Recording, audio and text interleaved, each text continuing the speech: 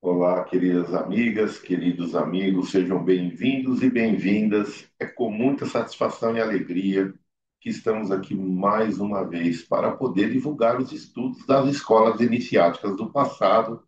Esses estudos já iniciamos há alguns anos atrás, de outras culturas, outras civilizações, mas nesse ano de 2025 estamos estudando a Grécia Antiga.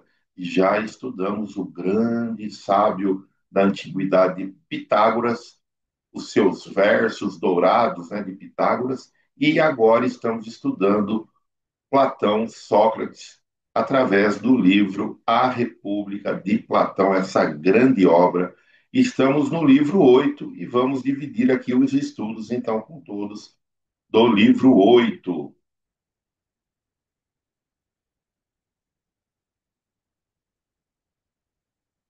Muito bem, então, para iniciar aqui, escolas iniciáticas do passado, iniciando, como falamos, Grécia Antiga, sempre trazemos os nossos objetivos, que são estudar os conceitos iniciáticos em grupo, trazer os conceitos iniciáticos para a nossa vivência, a prática do nosso dia a dia e levar as ações práticas para a sociedade através do nosso testemunho. Aqui é a nossa agenda do primeiro semestre, que estudamos os versos dourados de Pitágoras, e no segundo semestre estamos aqui no livro 8, estudos que fizemos no dia 9 do 11, para a gente sempre trazer aqui o livro, né, que estamos usando como referência dos nossos estudos e darmos uma introdução.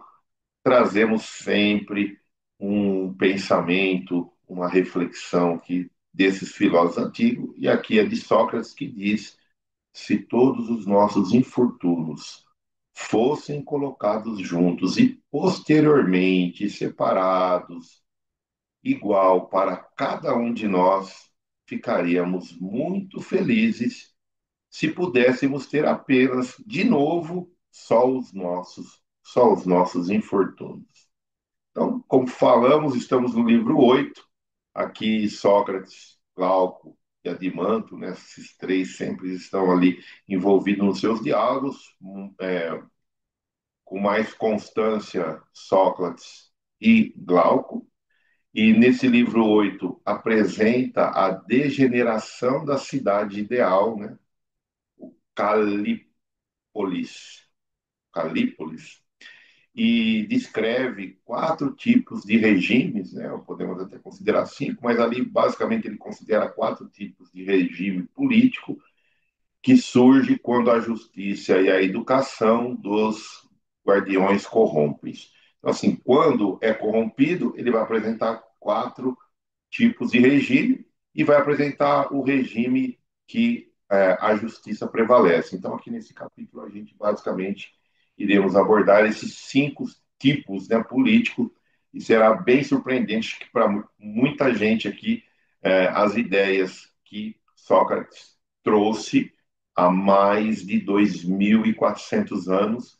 Então, faz muito tempo que já tem essa ideia e vocês vão ver como que os conceitos parecem que são sempre atuais, né? O diálogo mostra como cada regime nasce do anterior por excesso ou falta de certas qualidades e liga cada forma de governo a um caráter coletivo e uma alma individual. Então a gente vai ver que o coletivo e o individual eles estão intrinsecamente ligados. Muitas vezes o que acontece no coletivo, se nós formos olharmos individualmente, ele também vem acontecendo no indivíduo. Então a gente olha o macro e olha o micro e ela tem muita correlação. E como nós estamos fazendo nesses estudos do livro A República de Platão, estamos dividindo em alguns temas e alguns tópicos, né? Então, separamos esses itens e aqui nós fizemos uma classificação de 8 itens baseado nos diálogos para ficar mais fácil para a gente poder refletir, lembrando sempre que estamos extraindo preceitos, entendimento com a lupa espiritual. Então, nós estamos colocando dentro dos ensinamentos ali trazido por Sócrates e Platão, estamos trazendo essa lupa espiritual, olhando transcendentalmente, saindo, né, basicamente da matéria e olhando umas coisas mais espiritualizantes. Isso não quer dizer que nós também não estamos falando das coisas daqui da Terra, porque elas são interligadas. Então, consequentemente, estamos falando dos dois aspectos, mas sempre colocando a lupa, quer dizer, dando um enfoque maior nas coisas que transcendem as atividades materiais. E no item primeiro, aqui no nosso tópico um, trouxemos aqui a transição das formas de governo. E ele sempre está indo do melhor para o pior. Então, Sócrates ele começa a fazer a classificação do que é melhor e cada vez indo do que é pior. E aqui teremos algumas surpresas que na hora que chegarmos aqui iremos comentar detalhadamente. Então, da onde que é tirado essa ideia aqui, né, do governo, do diálogo? É quando o Glauco pergunta: diz-me então qual é a ordem pela qual a melhor cidade se desintegra em sucessivos regimes inferiores. E aí Sócrates vem e fala, começa-se com a aristocracia. Dela nasce a timocracia. Da timocracia surge a oligarquia. Da oligarquia nasce a democracia. E da democracia, por fim, emerge a tirania. Olha que interessante. Hoje nós estamos num regime democrático, falamos aqui, lutamos muito pela democracia, mas na visão de Sócrates, essa é a segunda pior forma de governar, né? De ter um governo de uma cidade, que é a democracia, porque ela está muito próximo, né, da democracia virar uma tirania, e nós já observamos isso aqui recentemente, né, na, na nossa história recente, não precisamos nem voltar muito lá para trás, de governos de países, né, principalmente de países que se elegem democraticamente e, através do regime democrático, ele subverte, né, o regime para um regime ditatorial, né, uma ditadura. Isso é mais ou menos o que é a tirania, né? Se a gente fosse fazer uma analogia da tirania com a ditadura, é a mesma coisa, só mudamos a palavra. Olha que interessante. Então, nós aqui vemos direto defendendo a democracia com unhas e dentes. Por quê? Porque se nós não defendermos a democracia, para onde que vai? Ao próximo estágio é a tirania, a ditadura. Então, nós vivenciamos recentemente, né, várias histórias no nosso país e fora do nosso país, e fica bem claro que esses aspectos trazidos por Sócrates há muito tempo atrás, como ele revive aqui nos nossos dias atuais, e é bem interessante as reflexões sobre isso. Então, essa passagem pode ser ligada como um mapa, agora a gente vai dar o enfoque espiritual, né? Como um mapa da degeneração interna da alma coletiva. Cada regime que nós estamos mencionando, e já mencionamos, depois vamos entrar detalhadamente em cada um, corresponde a uma desordem interior que vai ser predominante. Então, o que isso quer dizer? Que muitas vezes, quando vamos, né, fazemos as analogias do tipo de regime com os sentimentos que temos dentro de nós, é garantida, assim, com quase certeza que todos nós temos todas essas características dentro de nós. Mas qual que predomina? E aí que está. Qual que vai predominar em nós, né? Fazendo essa analogia do governo. Qual governo que vai predominar e qual tipo de governo análogo aos nossos sentimentos da alma, a nossa alma interna, está sendo predominante hoje, no dia a dia das nossas experiências. Então, Platão nos convida a ver nas instituições espelhos da vida interior.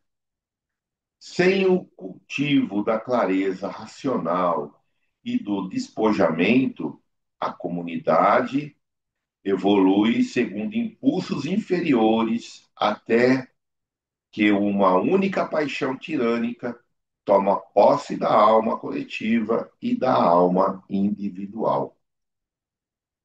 A aristocracia coincide com a alma governada pela razão e pela virtude. Então, o caminho é de elevação, é, portanto, trabalho íntimo de ordenação e hierarquizar a razão, harmonizar o espírito e moderar os apetites. Lembrando aqui que a tradição, né, desses estudos da República, ele vai falar, né, filosófica, aqui vai falar muito em apetites, né? Sócrates fala muito em apetites, que nós podemos fazer uma transliteração trazendo para os nossos desejos. Então, os apetites que ele utilizava lá 2.000 anos atrás, mais de 2.000 anos atrás, nós aqui podemos usar como desejos. Então, a gente tem que moderar os nossos desejos. E aí ele vai para a timocracia, honra e conflito interior. Aí, da onde que sai isso aí nos diálogos, é quando Sócrates diz: na timocracia, o amor, a honra domina. O espírito se eleva contra os prazeres, mas não chegou ainda à sabedoria. A timocracia simboliza almas que valorizam coragem e honra, porém confunde nobreza com orgulho. É o estágio em que o ego procura grandeza externa para preencher o vazio interior. Então, ó, olha lá, nós estamos falando que a timocracia é melhor, né, do que a democracia. Então, por quê? Porque ela valoriza coragem e honra. Entretanto, isso aí é na visão de Sócrates, né, de Platão, mas estamos falando a visão deles, né? Então, na visão deles, a timocracia ela vai estar acima da democracia, por quê? Porque ainda ele tem certos valores ali dentro, coragem, honra, só que eles confundem essa honra, porque sempre está ligado a algo militar, a algo de exército. E nesse tipo de governo, quem é o rei, quem é o governante máximo, quem seria o presidente é aquele que lidera os exércitos. E ele vai liderar o exército pela honra, pela coragem, pela bravura. Então, esses valores, eles não abrem mão. Porém, eles confundem muito essa nobreza com a questão de orgulho, né? E a história conta isso. A gente sabe, né? Os grandes governantes que reinaram por essa honra, por essa bravura, tinham vários valores, né, que são louváveis, porém, em algum momento eles se perdiam e não tinha a noção plena da sabedoria, que é a pauta aqui da virtude plena do filósofo, né? Ele ser sábio, né? Está lá em cima, o filósofo é aquele que busca a sabedoria todo instante. Então, trabalhar nesse nível implica em transmutar o orgulho em serviço consciente. Olha lá, transmutar, transformar, não está falando em eliminar, nós vamos trabalhar o nosso orgulho, transformando, transmutando ele em serviço consciente aqui nessa ideia, né? Relacionar o desejo da honra para as ações que beneficiam o coletivo e para o desenvolvimento da virtude interior. Então, sempre olhando para dentro, mas trabalhando para fora, para todos. Então, eu vou direcionar essa questão da minha honra, da minha coragem, da minha nobreza, mas minimizando o meu orgulho, sempre trabalhando de forma coletiva, trabalhando de forma para que o todo, né, seja favorecido. E quando eu vou pensar individualmente, eu vou transformar e desenvolver as minhas qualidades interiores. A oligarquia. Então, saímos aí da timocracia, viemos para a oligarquia, um pouquinho pior, posse, medo e fragmentação da alma. Então, aqui na oligarquia é onde os ricos, né, vão fazer ali, aqueles que têm posses vão fazer o poder, então é a minoria controlando a maioria, a minoria não ela que tem a voz, né? Ela que possui as grandes riquezas, ela que tem a voz e ela que é, comanda todo mundo. Então, aqueles que não são oligarcas não possuem voz aqui na, nesse governo. Então, é posse, medo e fragmentação da alma. Por quê? A dona que Sócrates tira, né? Então, que nós tiramos do diálogo que Sócrates fala. Na oligarquia, o domínio do rico e do pobre é separado. A guarda do dinheiro controla a cidade e as leis servem aos interesses dos possuidores do dinheiro. Então, todos os interesses. Agora nós já não estamos mais ali na questão da honra, na questão da coragem, nós não estamos ali da bravura, de ser o exemplo. Apesar dele se perder um pouco ali na ideia, né, da nobreza, de ser nobre, e o orgulho, ele se acerceba, ele cresce, né? Ele fica maior, dilata em relação à ideia nobre, se perdendo um pouco, mas ainda assim ele tinha essas qualidades. Aqui, na oligarquia, já era. Todas as coisas que eles fazem não é pensando no coletivo, é pensando, né, todas as leis, tudo que ele pensa é nos interesses da posse, do dinheiro. Então, ele vai separar, né, o rico do pobre, e tudo que ele vai fazer é pensando no pobre. E isso aqui lá, há mais de 2.000 anos atrás, Sócrates chamava de oligarquia. Então, a oligarquia representa a alma dominada pelo apego aos bens, é óbvio, né? E segurança material. Então, o que, que você pensa? Nossa, eu preciso, o que, que vai acontecer no futuro? Não, eu preciso guardar, eu preciso colocar nos meus cofres. Eu vou fazer, mas eu vou beneficiar eu, qualquer tipo de lei, qualquer ação que eu faço. Eu que estou no governo, sempre pensando em manter os meus bens e ter uma seguridade material, né? Agora, se a gente for pensar espiritualmente falando, é um modo em que o desejo por posse cria medo e limita a generosidade. Então, eu olho tanto do dinheiro que eu tenho medo de perder o dinheiro. Aí eu fico avarento. Eu não sou mais generoso. Eu não quero mais distribuir. Se alguém pedir uma pequena coisa que for, isso aí já afeta o meu medo, e aí eu não quero mais distribuir ou dividir a minha aquisição financeira. Então, todo mundo aqui está refletindo, reflita aí nos nossos dias, na nossa história e até nos nossos dias atuais, né? Como que os nossos discursos, às vezes, dentro dos templos religiosos, são que a gente tem que ser fraterno, tem que se dividir, mas na hora que há a possibilidade de dividir, a primeira coisa que eu faço é retrair. Por quê? Porque esse medo, né, ele starta algo dentro de mim. Opa, peraí, não vou fazer isso não. E aí todo mundo recua e por aí vai. Cada um faz as suas reflexões necessárias nesse aspecto. Então, ela vai criando medo, limita a generosidade e vai levando à fragmentação interior.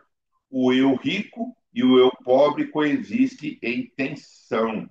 Quer dizer que aqui vai ter uma tensão interna. E aí? Eu sigo alguns conceitos que eu aprendi dentro das premissas religiosas de ser caridoso, de ser fraterno, de ser generoso, de ser benevolente, ou eu só faço isso desde que não mexa na minha bolsa, no meu dinheiro, na minha conta bancária? Essa é a grande reflexão. E aqui nós não estamos fazendo apologia à pobreza de forma nenhuma, nós estamos fazendo a ideia de que às vezes eu tenho possibilidade de fazer algo que não vai me afetar tanto, mas por receio que isso possa mexer aqui na minha insegurança material, eu acabo indo contra e fazendo, gastando a minha energia, meus pensamentos, gastando até meu movimento em sentido contrário de se fazer essa generosidade de forma institucional, né? Governamental. Bora lá. O que, que vai aqui agora curar a nossa chaga aqui, que a gente pode trabalhar dentro de nós? Então, a cura exige praticar desprendimento e generosidade consciente, exercícios espirituais que reequilibram a relação do mundo material e reconecta as pessoas ao sentimento de pertencimento e responsabilidade do todo, né, do coletivo. Então, eu sou responsável por que acontece coletivamente, né, nas minhas proximidades e até em lugares mais distantes. Eu sou responsável, nós temos que ter essa convicção na nossa mente. Muito bem, vamos para frente. Então, aqui estamos no tópico 4 do livro 8 que separamos, e agora vamos entrar na democracia. Então, falamos da oligarquia, falamos da timocracia, e agora vamos falar da democracia. Então, a democracia é a liberdade desordenada e multiplicidade de desejos. Olha que interessante os conceitos, né, socráticos aqui a respeito desse tipo de governo. Então, Sócrates diz: na democracia, a liberdade desmedida torna-se princípio. Cada homem faz o que quer e a alma se torna um mar de diferentes desejos. Eu desejo aquilo, eu desejo aquilo, eu desejo aquele outro. Então, perde um pouco assim um norte, uma direção, né, dos outros regimes, segundo aqui Sócrates. Então, a democracia é a celebração da multiplicidade interior, mas sem disciplina, a liberdade, sem eixo moral, pode tornar-se dispersão.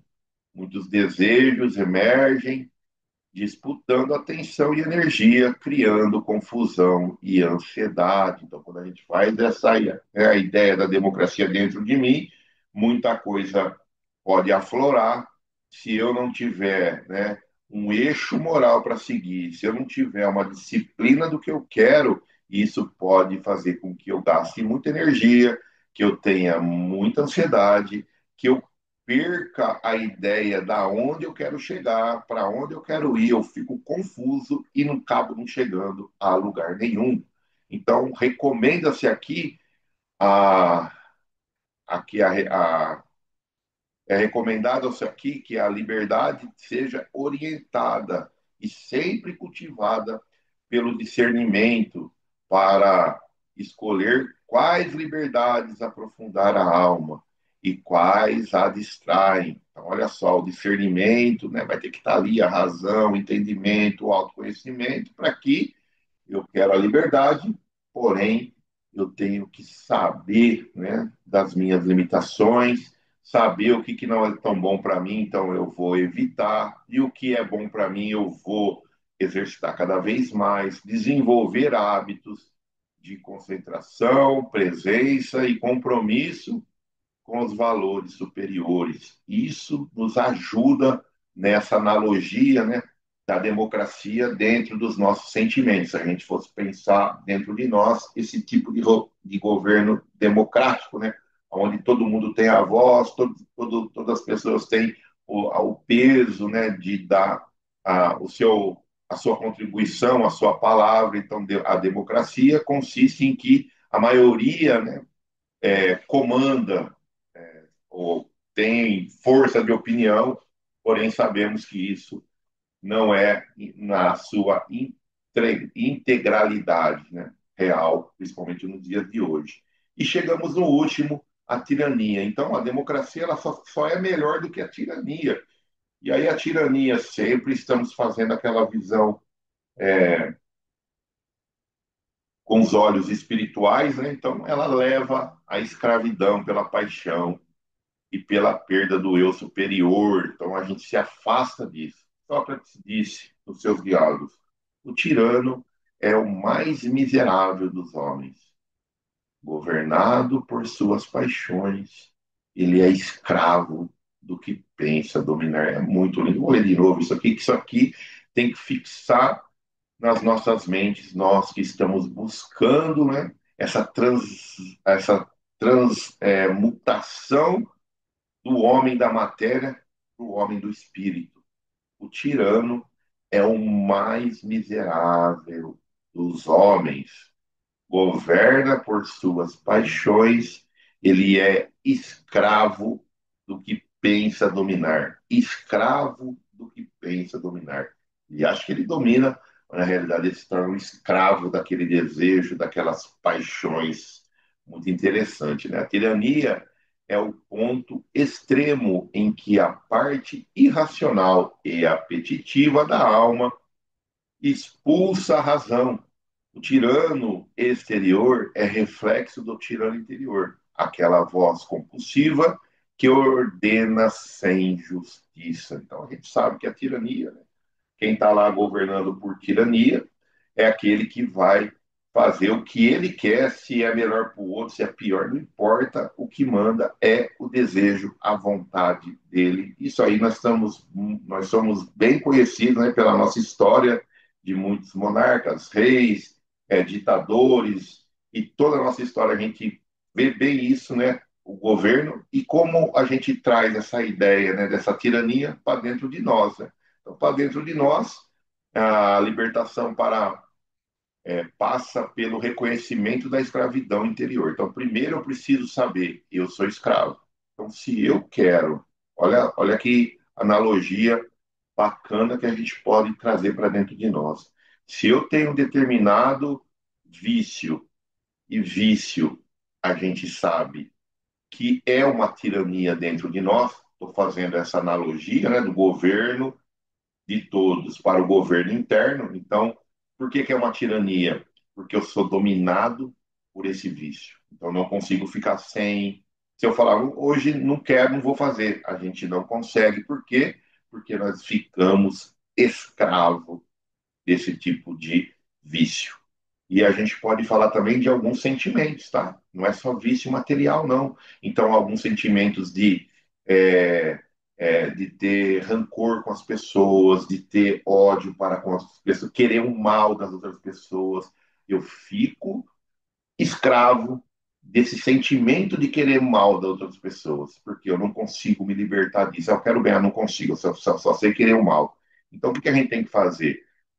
Primeiro, reconhecer que eu tenho isso. Nossa, eu não gosto mesmo daquela pessoa, o que, que eu posso fazer? Então, a primeira coisa é esse reconhecimento interior que eu preciso, que eu sou escravo desse sentimento, ou sou escravo dessa ação, ou sou escravo desse hábito.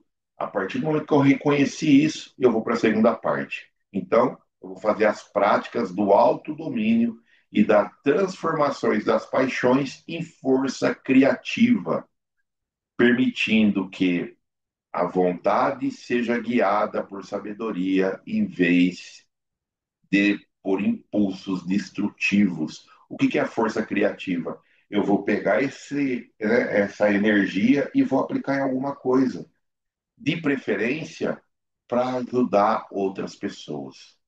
Então, se eu tenho um sentimento, né, que está aqui dentro, que eu não consigo, como que eu posso fazer? Reconheço ele e falo, agora o que eu vou fazer? Vou trabalhar o sentimento oposto dele, né?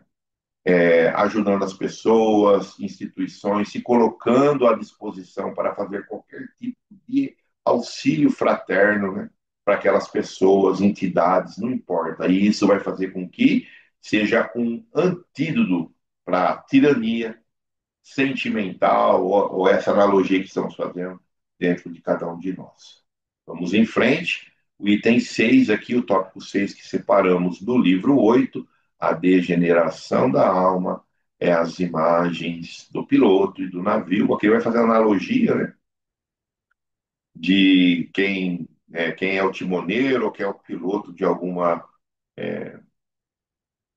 meio de transporte. Então, ele fala: se o piloto é desprezado e qualquer um assume o leme, que ele está falando, né, do barco, o navio vira alvo de ventos e paixões, assim a cidade e a alma perdem seu guia. Por quê? Porque não pode ser qualquer um assumir, né, simbolicamente a direção de algo que ele não saiba. Então, aqui ele está fazendo essa analogia. Então, se for qualquer um, a gente não vai ter a direção certa. Nós não vamos saber a direção certa. Isso num sistema de governo da cidade. Então, para onde que a cidade vai? Ninguém sabe, vai ficar à deriva, vai perder a rota, vai perder a orientação.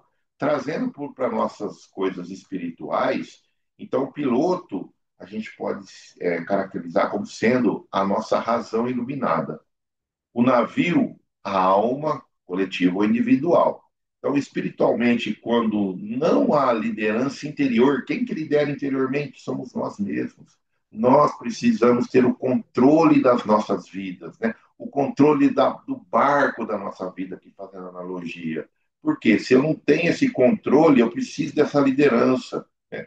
Ter essa controlar as minhas paixões, não fazer as coisas apenas porque eu estou desejando, e sim colocar a razão, colocar a sabedoria em movimento dentro de mim para eu tomar as minhas decisões. Então, quando não há liderança interior, reconhecimento que orienta a vida, as paixões é que vão fazer todas as decisões da vida, ela vai ser o guia, os desejos vai ser o guia, por isso que eu preciso ter esse controle. Reabilitar o piloto é formar a mente por um estudo silencioso e experiências éticas e conceder à razão o papel de orientar os impulsos, não para subjugar cruelmente, mas para integrá-los num processo evolutivo da alma. Então, eu não vou julgar, eu não vou condenar, eu não vou subjugar os meus impulsos, eu vou orientar os meus impulsos. Isso é muito legal. Então, para quem faz aqui escola de aprendiz do Evangelho, já fez, está fazendo e está acompanhando os estudos, é mais ou menos isso. A gente vai reconhecer dentro de nós, entender quais são as nossas dificuldades, o que eu quero, né, controlar essas minhas paixões, esses meus desejos, e aí eu vou redirecionar essas paixões, essas energias de forma racional, de forma equilibrada, para que tudo, o junto, o coletivo, vai evoluindo dentro de mim. Consequentemente, eu vou evoluindo como ser humano e como espírito imortal. A sétima, educação e formação do governo, filósofo, aqui ele sempre vai falar isso, né, que o filósofo é o melhor, que para a ideia filosófica, né, é a pessoa, né, o conceito, lembrando sempre, e ele diz o seguinte nos seus diálogos: a cidade só retorna à sua forma mais alta quando os que governam amam a sabedoria.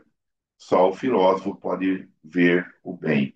Então, né, a filosofia, a palavra vem dessa ideia, né, do amor ao conhecimento, à sabedoria, por isso que ele cita isso, e por isso que vai falar que o filósofo seria o melhor governante, por quê? Porque ele sempre está buscando a sabedoria e o bem comum, né? Ver o bem é perceber a realidade última, o princípio unificador, o governante filósofo não é mero tecnocrata, mas alguém que integrou a razão, o espírito e a vontade. Ele juntou todos esses conceitos, né? A vontade de fazer o bem, a razão pensando, não deixando ser guiado pelos desejos, pelas paixões, e sim ser guiado, né, pelos valores virtuosos, pela sabedoria, e isso vai fazer com que ele vá em frente. Então, a educação significa priorizar a formação do caráter, contemplação e serviço, desenvolver capacidade de visão ética que permite agir em benefício do todo. Aqui a gente vai bater sempre, né? Em benefício do todo. Então, o filósofo, a ideia do filósofo governante aí, ou governante filósofo, é que ele sempre está em busca da sabedoria. Quem está em busca da sabedoria está tentando transformar o seu eu, né, material para o seu eu espiritual, ou o seu eu ético, ou o seu eu virtuoso, e sempre pensando no benefício de todos. A ênfase está na transformação do ser, não apenas no acúmulo de informações. Então não adianta só buscar o conhecimento, eu preciso buscar o conhecimento e me transformar simultaneamente. A justiça como harmonia interior e social.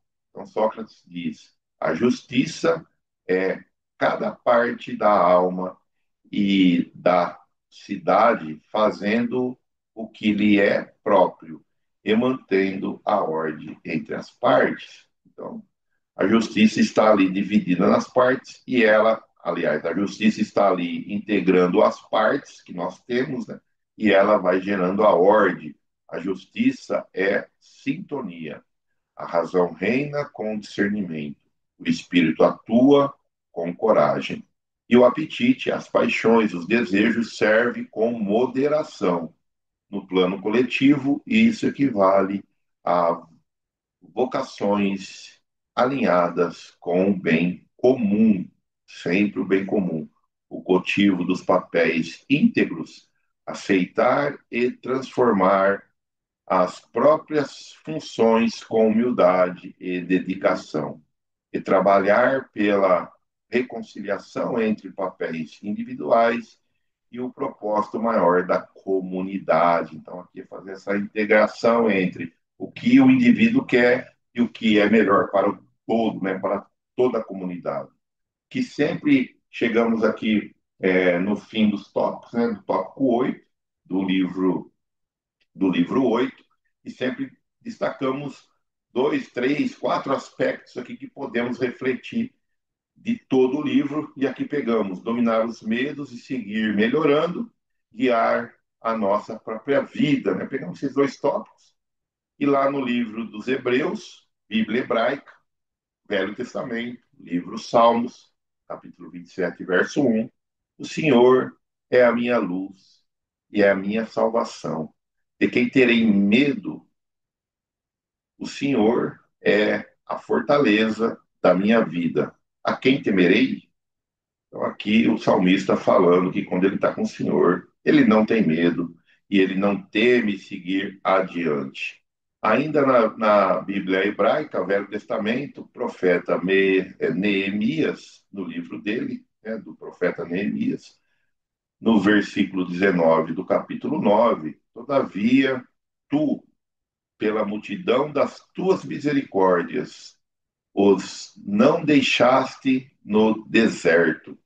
A coluna de nuvem nunca deles se aparou de dia para os guiar pelo caminho, nem a coluna do fogo de noite para alumiar e mostrar o caminho por onde haviam de ir. Então, aqui é um, um relato de Neemias sobre o Êxito, né, o livro de Êxito de Moisés, falando ali na peregrinação no deserto, quando de dia tinha as nuvens que guiavam, né, eles pelo deserto, e à noite, segundo ali os relatos bíblicos, tinham a coluna de fogo que os guiavam durante a noite. Então, eles sempre tinham a quem os guiar.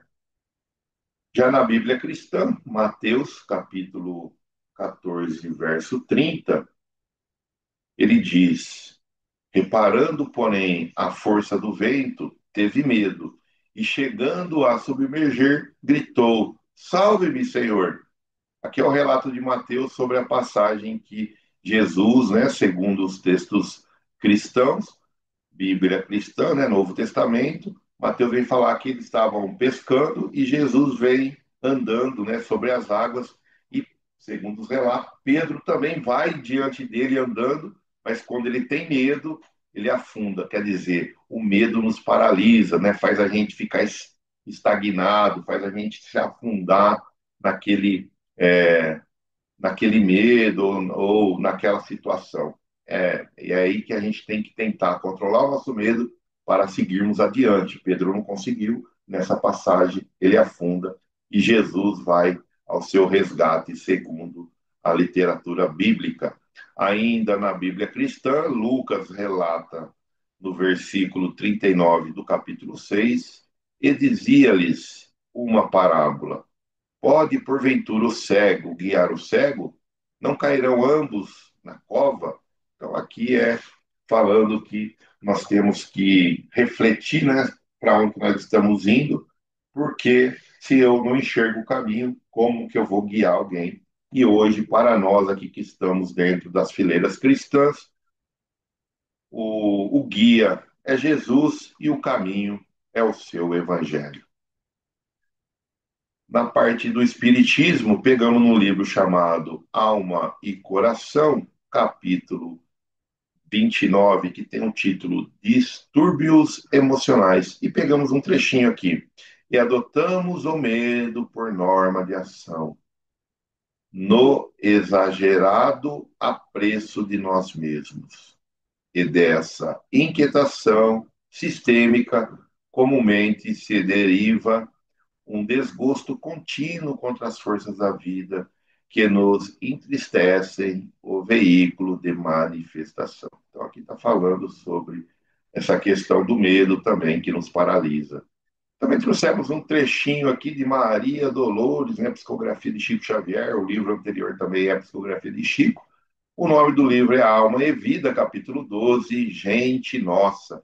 Peguei uma estrofe aqui, a Maria Dolores sempre traz aqui as poesias dela, né? Traz as mensagens em forma de poesia. Não sou bom para ler, vou tentar aqui ler em forma de poesia e vamos ver aqui o que a Maria Dolores nos trouxe, né? De sentimento a guiar-te, notaras no próprio peito surgir imenso respeito por esses irmãos na dor. Olha o garoto que passa, enfermo, de olhos sem brilho, poderia ser nosso filho, gritando por nosso amor. Então, aqui, os livros de Maria Dolores é sempre tocante para mim, eu gosto muito das mensagens que ela trouxe através das mãos abençoadas de Chico. Fica aí a dica para a gente poder ler. O nosso exercício prático que, né, fizemos ali no momento de partilha é quando uma forte emoção ou desejo começa a agir como um tirano em minha vida e como reconquistar a autoridade e o controle de mim mesmo. Então, às vezes, aí aqui nós fizemos uma analogia, né, com aquele tipo de governo tirano, e quando esse desejo, né, essa emoção, ele vem agir dentro de nós, o que eu faço para poder buscar aí o controle, a minha autoridade, né, eu controlando, eu mandando, eu é, dando direção aos desejos e às emoções e não ao contrário. O que, que eu faço? Aí nós conversamos lá nos momentos de partilha, trocamos a ideia, né? E aqui nós não vamos compartilhar, é óbvio, porque foi ali no grupo de estudo. Para o nosso próximo vídeo, o nosso próximo encontro, o nosso próximo estudo, será o livro 9. Então, também temos aqui uma proposta de exercício prático que Platão revela que a tirania nasce quando a alma se entrega aos apetites, aos desejos. E aí vem a reflexão. Como fazer para recolher o desejo ao silêncio da razão, para que a liberdade interior e a paz da alma volte a reinar? Ela tem muita relação com a reflexão que fizemos antes, né, nosso momento de partilha, mas ela segue ainda nesse livro 9, então trouxemos essa ideia aqui para podermos refletir. Gostaria de agradecer demais a todos que estão acompanhando aqui. Meu muito obrigado. Um grande beijo para todos. Que possamos nos ver no nosso próximo encontro. Que Jesus sempre possa estar conosco, abençoando os nossos esforços. E que nós possamos todos ficar na paz do Senhor bendito. Grande beijo a todos. Até a próxima, pessoal. Tchau, tchau.